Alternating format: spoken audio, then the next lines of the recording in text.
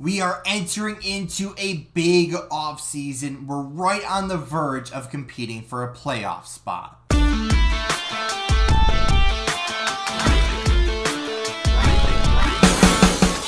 What's on, guys? Ep.8 back with you today. Welcome back to episode number 8 of our franchise mode with the Buffalo Sabres. So we are back here in the off season where things on the screen, if you remember at the end of last episode, look a tad bit different than where we left off. So what happened was apparently I deleted the wrong backup of the franchise mode.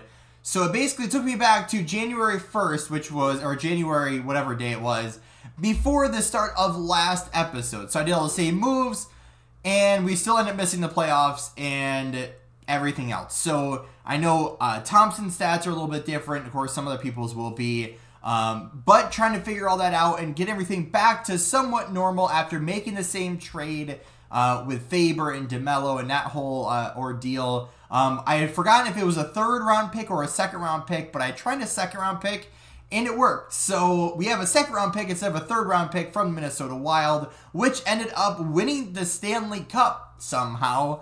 But either way, after the Minnesota Wild ended up winning the Cup after we took arguably their two of their better defensemen, they figured it out. So either way, we enter into the offseason with a kind of big decision to make. So if we take a look at our draft board, I know I'm blocking this a little bit, so we'll move myself over here to the middle just temporarily. But we have the 15th overall pick. We have, 3 second-round picks, 2 third-round picks, a 4th, a 5th, and 2 7ths at least, and I think that's it. So we have a good portion of picks. Now, the only problem with that is the 15th overall pick is kind of right on the verge of getting a NHL-ready player versus someone that's probably going to need to develop for a few years. So if you take a look at the second column here, the one is kind of highlighted, that is all of my pinned people to the watch list. And usually when I do that, that is players that are NHL ready.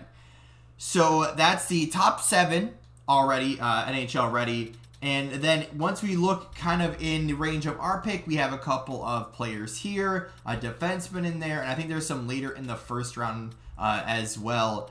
But the 15th overall pick puts us right before both of these players. So obviously with Buffalo, we have Owen Power, we have Rasmus Dahlin, and we could always use another good defenseman. We could always use another winger. But then also there's a bunch of other players that we could possibly get in this. So with that being said, I'm going to see what I can do as far as trading up to get one of these better players. Preferably a right wing. However, there's only 2 available. One is the 1st overall pick, which we're probably not going to get. And the second one is the 7th overall pick, which I think is likely I could do. Trading up, what did I say? That'd be 8 picks. With a couple of those seconds, maybe even a third in there. Or do we just want to hang out and get, you know, somebody that's down here, and or we trade up a couple of picks and get maybe a defenseman, maybe we get this left wing. I'm not sure yet. So let's start the draft and see how it goes. So we ended up trading with the Boston Bruins to get the 7th overall pick. So we did acquire that pick from them in exchange for the 12th overall pick, our later second round draft pick, as well as a 7th round draft pick from this year. So we get our 7th overall pick. I'm hoping that one right wing stays there, and if not, then maybe there's another player there we can get. But we didn't really give up a crazy amount. I mean, especially the position we're in with a lot of good young talent, that we'll have to see what we get here. So let's simulate to there, and hopefully he is there. So perfect. So not that any of these other guys would be a bad pick, but I just felt like we needed a good right wing, and it would definitely help out the rest of our guys too. So Yuri Novikov, let's go with that. Goal scoring, elite speed, 101 skill, needs a year, has a pro mentality at a young age. Any team would love to have that personality. So I know we don't have player morale on, but you know, that should be a pretty solid pickup. Plus, 17 years old. So he's relatively young. So what does that equal? 72 overall, but a year, probably he'll jump up to like a 78 or something, after this year. So let's take a look at him real quick and see how far away he is. So he's got relatively good defense for being 17 years old. Puck skills is there. Senses is pretty much there. Shooting's there. I mean, physical, not really expecting too much there. Skating's pretty good. Of course, he's 17.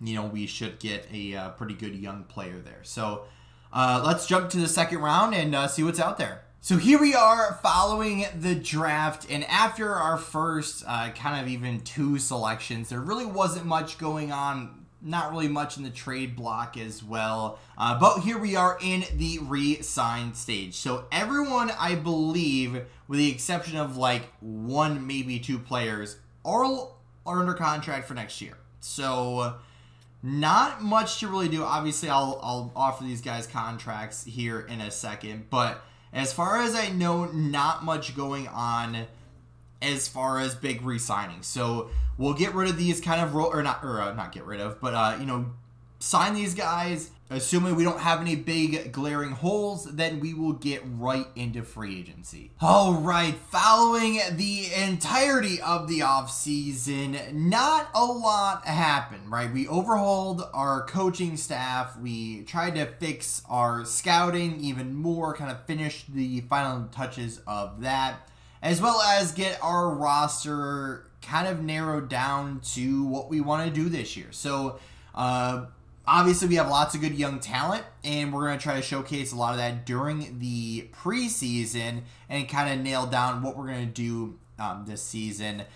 So our new coach does actually fit our lines and everything in our scheme, or I should say our players fit our coach's scheme a heck of a lot better than they did last year. So that's what we have to look forward to right now. Of course, lots of good young players are going to get some good opportunities here in the preseason. And the only most notable thing that happened this offseason was the re-signing of Zach Benson. Now, of course, he was an RFA, and I had more than good intentions to either sign him to a kind of like a bridge deal, like a couple-year deal for like, 5, 6, 7 million. And then once he kind of proved his worth, to sign him to a big contract, right, if he earned it. But instead, I don't remember the team, but I wish I did, because I would love to, do something. But of course, it's a video game, so I can't really do that. But they offered Zach Benson a qualifying offer of like, what is it? $10 million for 3 years.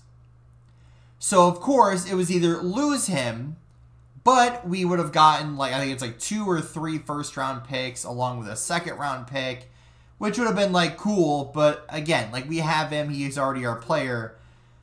But this is super annoying, right? This is very, very annoying. Because a guy that has not broken past 66 points in the regular season and is 3 years into his career and arguably is not a superstar, there's no way in this green earth that anybody, and I mean anybody, would pay Zach Benson $10 million to play on their team.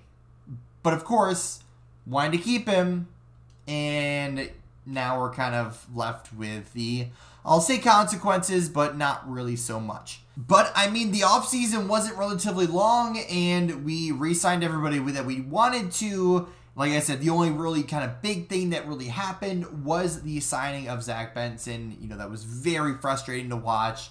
I was fully expecting to sign him to a lot less of a contract than that. But for at least the next 3 years, he's under our control, he's on our team, and we have him in the lineup. So, can't really be super mad about that. But other than that, it is time for the preseason, right? But that means it is also the end of the episode. So the start of the regular season will be in the next episode. Of course, we always do the preseason behind the scenes, see who wins the battles and wins the race for the final roster spots. And you guys find out at the start of the next video. So if you guys did enjoy, hit the like button down below if you haven't yet, or if you're brand new here. And if you haven't yet, make sure to subscribe and help the channel grow. You guys have been crushing it the last little bit, so thank you guys so much. But as always, guys, we'll see you